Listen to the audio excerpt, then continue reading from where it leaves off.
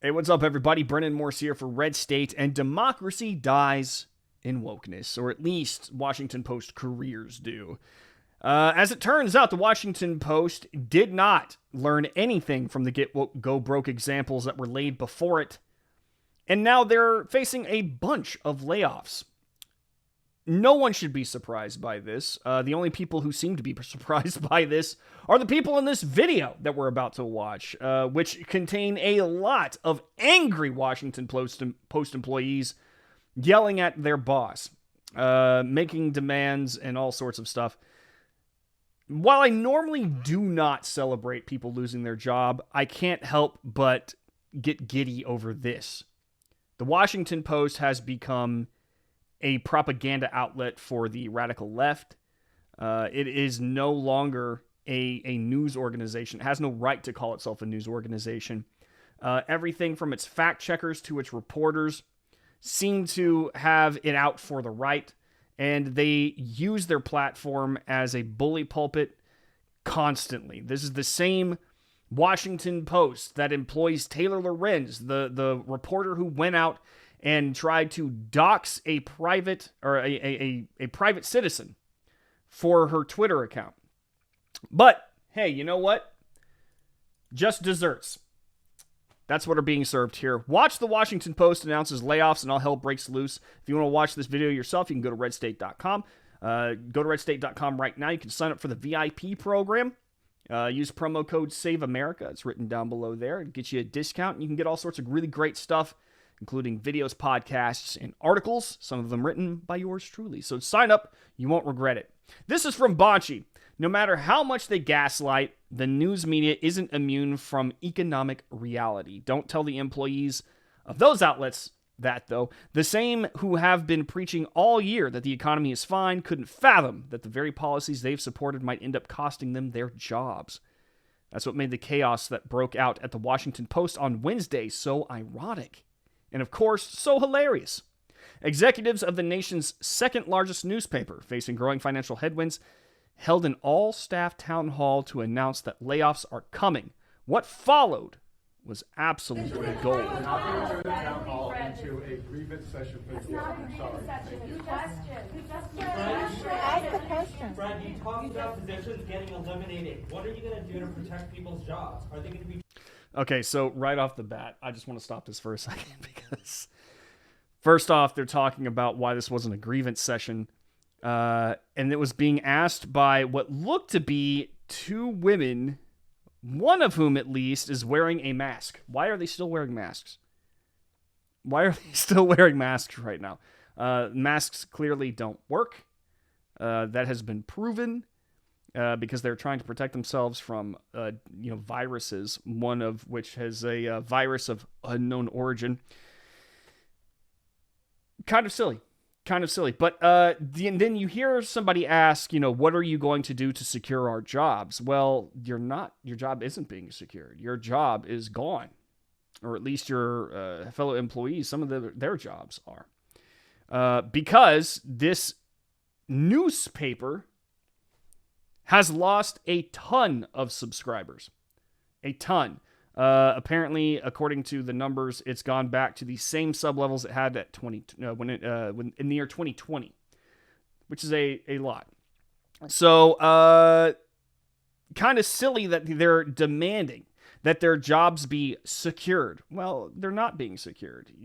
At the end of the day, finances and economy take precedent.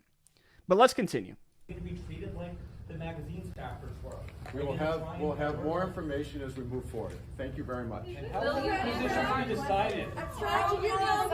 You seem to be disrespecting this. There are two more people wearing masks. No, three. Oh my gosh. Washington Post reporters still wearing masks. Interesting that they're still wearing masks. Why are they? Aren't they reporters? Don't they have the information in front of them? It really goes to show you that these people aren't connected to reality. They are connected to whatever the radical left says they have to be. But let's go over some of the things that they've reported and see why they have come this far or sunk this low. Washington Post columnist releasing evidence of Paul Pelosi attack will feed conspiracies. Interesting. What else they? Washington Post launches disgusting attack on Twitter after Elon Musk takes the helm. Is anyone surprised that the Washington Post would attack Elon Musk? The person who is trying to open up a large social media platform, one of the largest, to free speech. Washington Post abandons all pretense of ethics and glaring malpractice with its latest hit piece. This was about the libs of TikTok and how Taylor Lorenz showed up on the front door of family members of the person who runs that Twitter account. Actual Washington Post headline: should I get my anti-vax friends baby vaccinated without telling them? Gee, is it any wonder that they've lost subscribers, that no one's taking them seriously anymore? YouTubers catch Taylor Lorenz into 2 falsehoods. The Washington Post lied. What else? The Washington Post's attack on the gaming industry is proof that its days as a news outlet are far behind it. Interesting. What else? WAPO lands in hot water after attempting revisionism on role in suppressing Hunter Biden's story.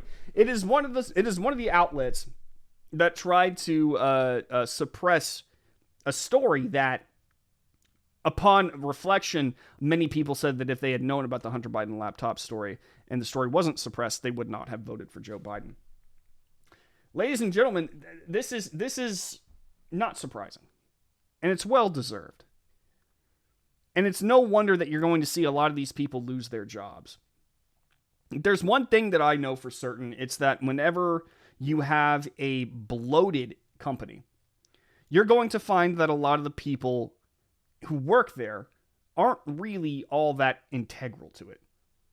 You're going to see them lose their jobs first. Many of these people who probably have beats like, the transgenderism beat, the CRT beat, whatever. A lot of these are first world luxury jobs, and they have to go. In the case of WAPO, I struggle to understand how many of them should actually remain, because it appears that many of them, as you could see just in that one little video, they're still wearing masks and making, complaints about how this isn't a grievance session. These aren't serious reporters. How many of them aren't serious reporters? How many of them are going to lose their job, deservedly so, because they add absolutely nothing to the Washington Post? The Washington Post is, by and large, full of people who just want to carry water for the Democrat Party or push some sort of extreme leftist ideal. The Washington Post is going to continue to lose money and subscribers because of its incessant bias that it insists it does not have. Now, there are a lot of news organizations out there who have bias, and I work for one of them. We have a conservative bias, a libertarian conservative bias. But we admit it. We admit to it. That is something that we embrace. But we don't sit there and pretend that we try to see the center on everything. Because sometimes the center isn't something that you really necessarily want. In this case, on various subjects. For instance, I don't want to find the center on the transgenderism debate. I don't want to find the center on the CRT debate. Okay? WAPO is a radical leftist organization, a propaganda outlet that tries to pretend that it's not. And people go there and they're constantly lied to. And people don't like being lied to. When they discover they're lied to, they sure don't look kindly on the liar. Which is why the Washington Post has been losing subscribers. And rightfully so. The Washington Post does not deserve to have the readership it does right now. Whatever it was in the past, it is that no longer. So if it falls, and it deserves to fall, because at the end of the day, money is what drives a business. And if they don't have any more money, then they don't have a business. The reporters are running money away from the Washington Post. If I was in charge over there, if I was Bezos, I would fire as many people as humanly possible. And I would replace them with reporters who actually wanted to report news. I would mix in a bunch of different ideologies. And I would watch as it became a place where anyone could go for any kind of story. But that's not what's going on right now. This is not the kind of place the Washington Post wants to be. That's not the kind of company Bezos wants to run. He wants a propaganda outlet filled to the brim with ideologues. And you know what? Fine. Do that. Lose money. I don't care. The Washington Post can burn for all I care. Hey, like this video, subscribe, and I'll see you in the next one.